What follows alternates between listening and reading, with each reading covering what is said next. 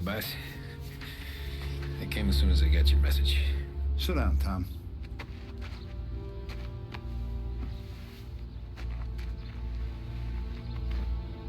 We have a mole, Tom. No. Who?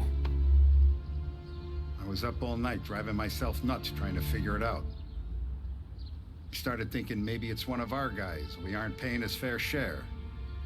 Someone with a light wallet. Maybe looking to Morello for a new suit. Frank wasn't around, so I went to the safe to get the account books. To see who's getting cents on the dollar he's earned. What do you know? The books are gone, Tom. Frank.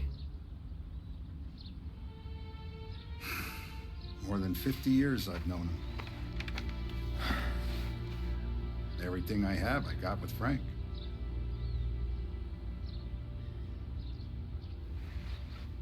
And every buck we've earned, every dime we've paid out, it's all logged in those books. Frank hands those over to the feds, we're finished. Frank respects one person in this whole town, and that's you. This has got to be some kind of misunderstanding. I've been calling him all day. I went by his place. He's gone. His wife and kid are gone. But why? I don't know. I'm sure he has his reasons. Maybe he's still smarting over the dog. The one you tried to drown? Yeah. Same one I shot after he wouldn't let me sink her.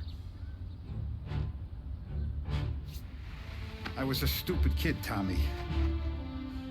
But grudge or no grudge, we gotta get those books back. Shake down all our stories. See who knows what. When you catch up to Frank, you get those books. And if he doesn't have them on him, you make him tell you where to find them. After that, you do what we gotta do.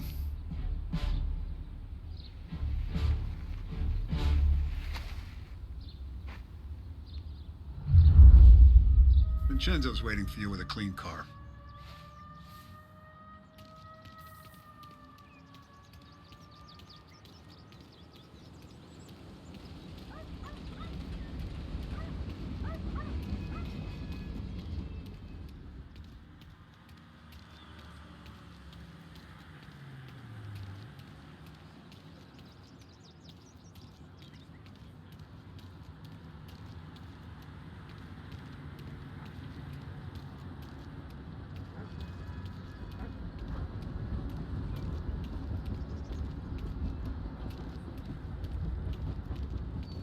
Tough day today, Tom.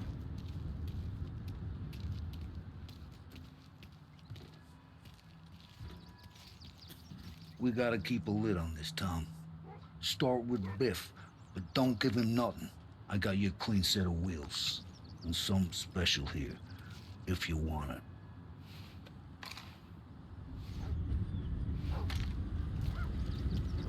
Frank sees a La Parra, he'll know. The old ways work.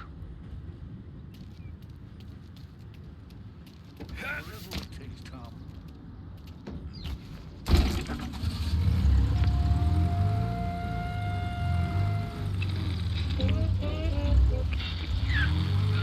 The Navy is today continuing its search for the remains of those brave souls lost aboard the airship USS Akron.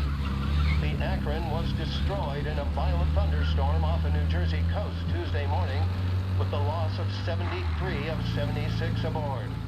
The disaster stands as the worst aviation accident on record. Yesterday, one of the survivors, Lieutenant Commander Herbert B. Wiley, spoke to members of the press and gave a brief account of the tragedy.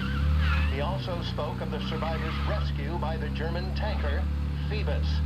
President Roosevelt has described the loss of the Akron as a national disaster and said that he grieves with the wives and families of those lost and the nation.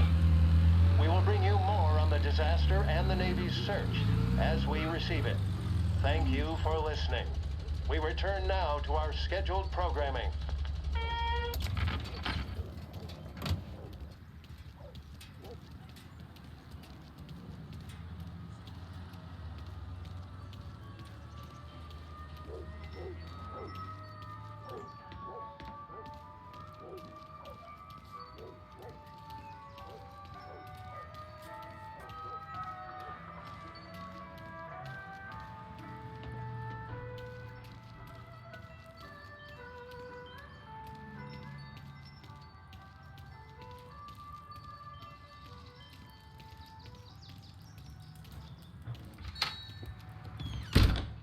Tommy, what's the rumpus?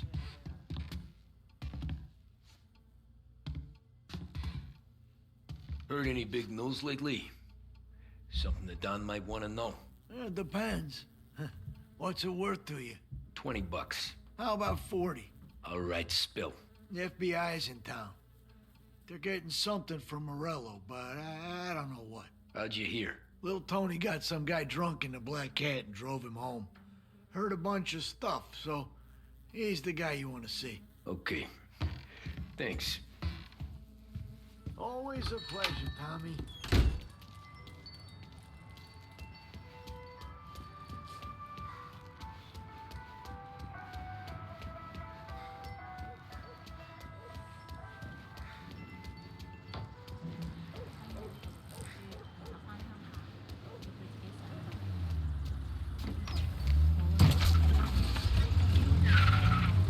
Welcome to a WLH Sports Report. There's a sense of anticipation as we await the start of the big game. Our very own Lost Heaven Lancers are out on the road, deep in enemy territory as they take on bitter rivals, the Empire Bay Cannons. This year's Gold Series is shaping up to be one of the best on record, with both teams matching one another blow for blow. Despite the Cannons' home field advantage and an early lead in the series, the Lancers have bounced back and have really taken their rivals to task. Many of the plaudits and column inches have been dedicated to one man. Lancers pitcher Bunny Smith is one of this year's standout performers. And with this series tied at 3-3, he may well be the key man that brings the Wistman Trophy back to Lost Heaven. But doing so will be no easy task, as standing in his way is opposition captain Foghorn Jack Seidel. His solo home run at the bottom of the fifth inning of Game 5 tournament in favor of the Empire Bay team. Victory was canceled out for the Lancers in Game 6, and we now have a powder keg finale that is sure to have everyone glued to their radios. Can Bunny Smith bring it home for Lost Heaven? Or will the Cannon's towering redhead have the final say? WLH 570 Lost Heaven Radio will carry live coverage of the final game of the Gold Series, and we hope you'll join us in wishing our boys well. And now, back to some of the latest musical numbers. The mission of Lost Heaven Radio, our city's public service broadcaster, is to serve you. Start your day with WLH 570.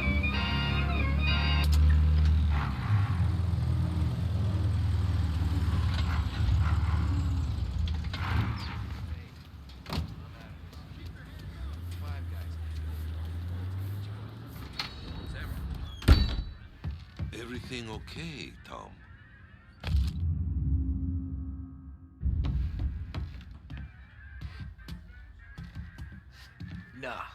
Nah, it's not. What's this about the guy you drove home who's with the feds? He came in for a drink, which turned into 10. He's hired muscle for some kind of safe house. Where? Oak Hill, corner of Pine. He gave me $10 to drive him back and keep my mouth shut. Let on that Councilor Gilatti's brokered some kind of deal between Morello and the FBI. They were all ready to sit tight on someone in there. Why the hell didn't you tell us? Tom, I did. I came in to see Frank straight away. He didn't tell the Don? No, he didn't. Tom, what's going on?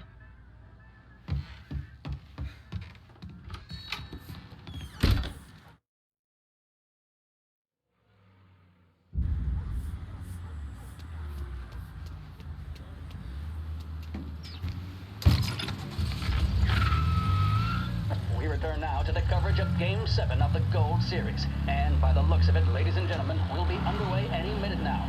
The crowd here in the Armory are restless. You can almost taste the tension as we approach this, the deciding game between these two famous rivals. More than a little bad blood between them, and more than a couple of nasty flare-ups in recent years. Of course, this occasion, more than any other, could prove feisty, what with the drama that closed out the previous game. That, of course, saw the Lancers win to tie the series, and it's not often Empire Bay and Lost Heaven can boast the game's best current hitter and pitcher, respectively. I refer, of course, to Foghorn Seidel, a man mountain with a shock of red hair, and Lancers star Bunny Smith. Speaking of Smith, he is jogging, I suppose you'd say, between his teammates, issuing last-minute orders. They seem responsive to whatever he's saying. He commands respect from his team, that is for sure. My goodness, there must be some nerves among some of the younger Lancers. Elves, Graves, and Nicholson. Smith seemed to have pepped them up. That's good to see. That's what a good captain does. The Cannons lineup is meandering over to the home team dugout. The Lancers are slowly taking up their position, so we can't be too far away from the opening pitch here at the Armory, the home of the Empire Bay Cannons. Stay with us for more. With music programming and up-to-the-minute news, this is WLH, Lost Heaven Radio. A job well done depends on tools and materials that aren't going to let you down. At Edmunds, all items are guaranteed to be of the highest quality and best price locally. For fixtures, paints, lumber, and more, visit Edmunds Tools, home of the Edmunds Price Guarantee.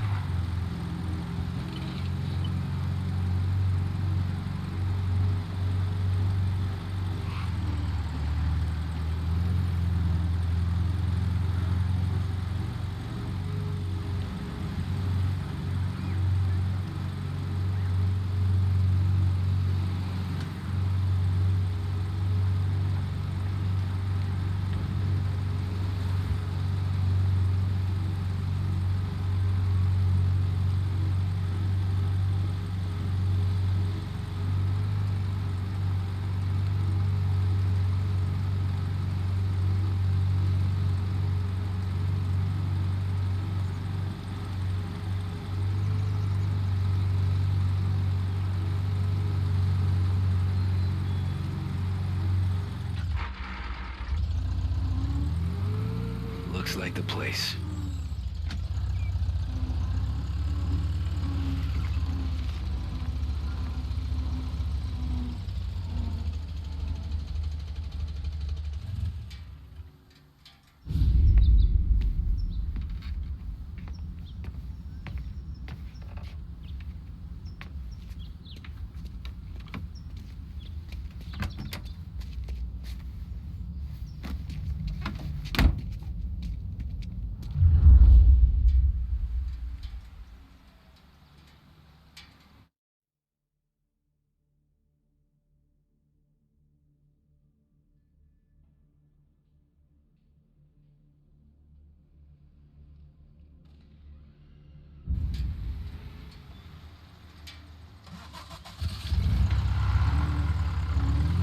Take me to those account books, Frank.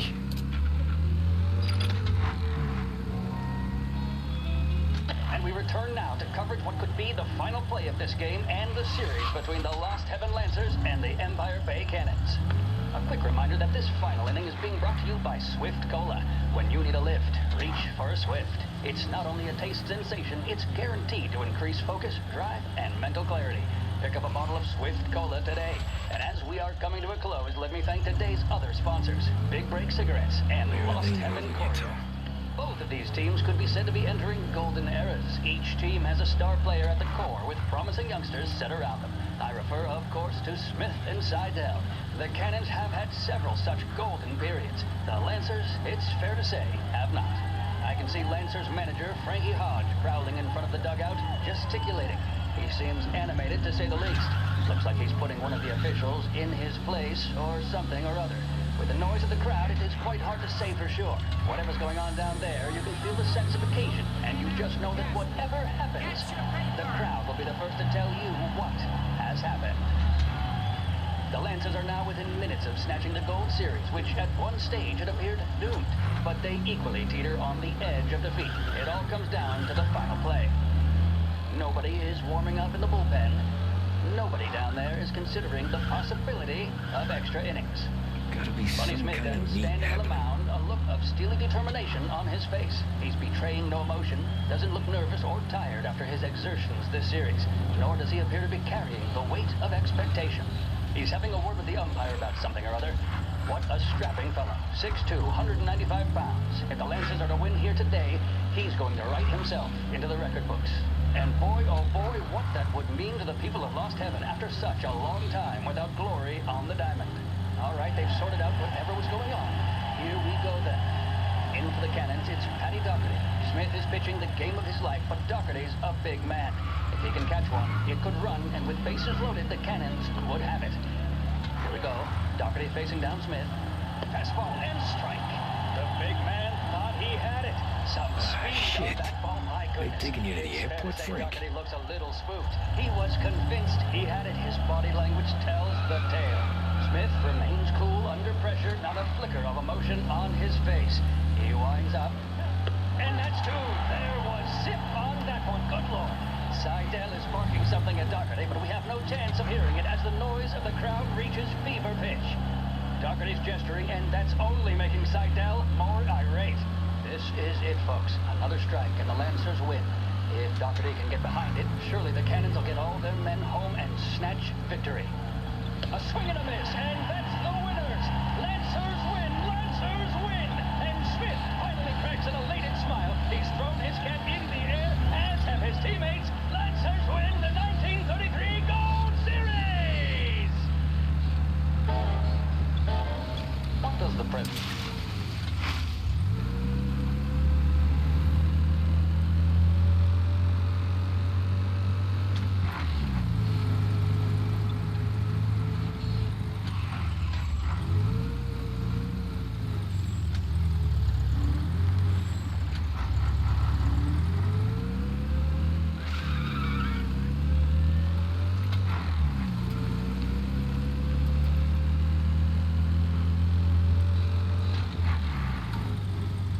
Christ, they're flying him out of state or something. Fuck, this ain't good.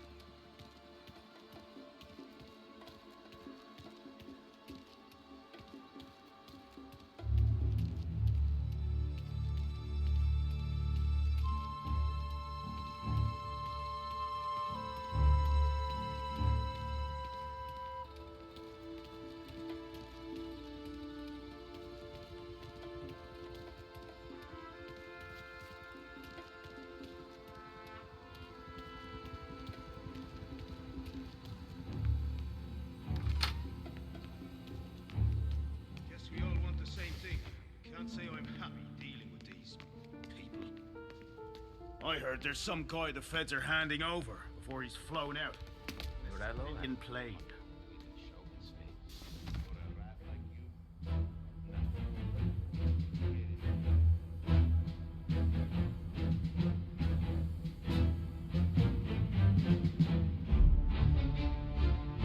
Why'd the feds take charge here?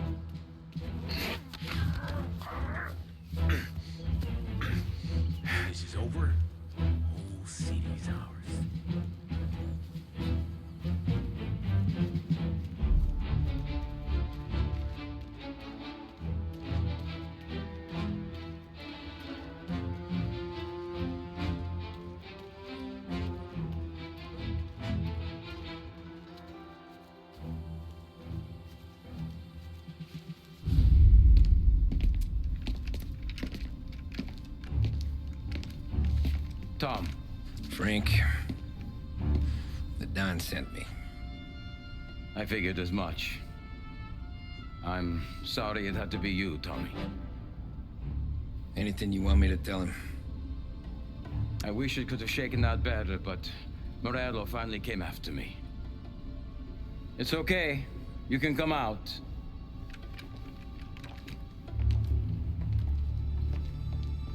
Morello offered me a simple trade. The Don's account books for our lives and tickets out of this town. You hand the books over yet? I'm not so stupid, Tom. They're safe. Morello was waiting for this. It's a key to a box in the Grand Imperial Bank downtown. I told Morello I'd hand it over after the plane was fueled and ready to go. His men were meant to fetch it before we left. I took care of them. Told them to get on a plane. Go on march, Alice. Get aboard. Frank, you're coming with us. Not right now, honey. Just get buckled in. Tommy and I, we have some serious business to discuss. But Frank... Get on the plane, March. For Alice. For me. Get on the goddamn plane, please.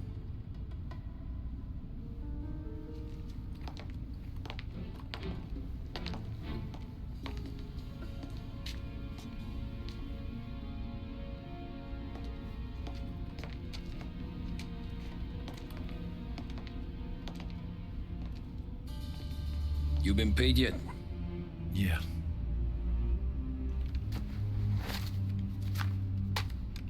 Now you've been paid twice. You take the ladies wherever they want to go. Yes, sir. Thank you, Tom. Christ, Frank. Why didn't you ask us for help?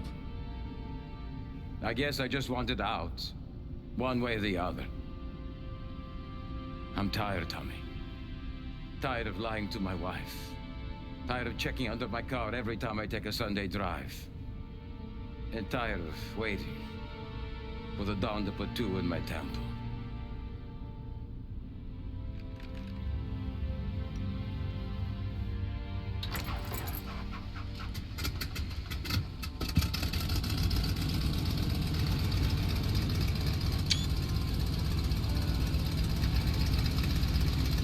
God damn you, Frank.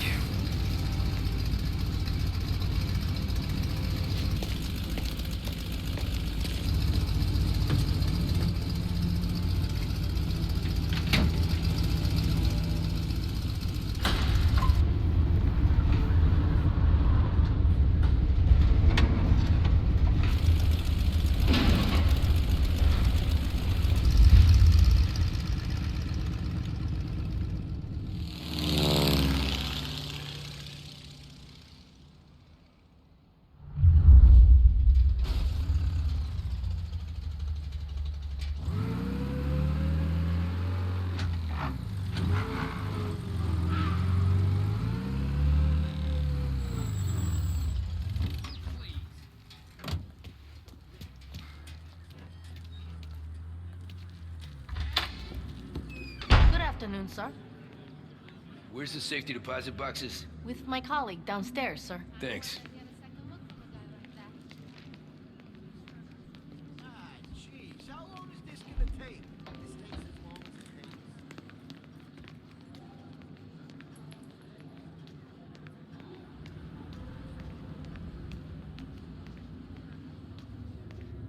Beautiful day, huh? Uh-huh.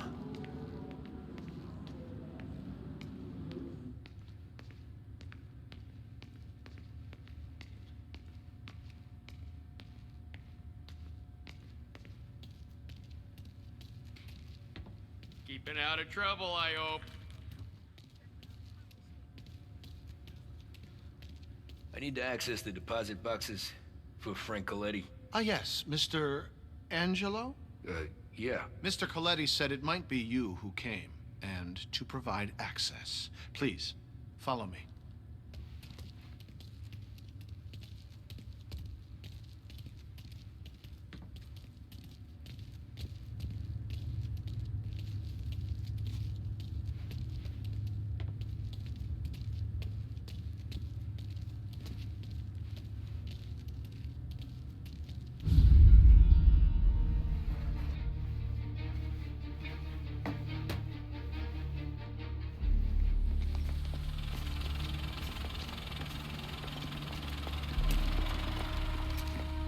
I got the books and covered my tracks. Salieri never asked any questions. In fact, apart from the funeral, I never heard him talk about Frank again.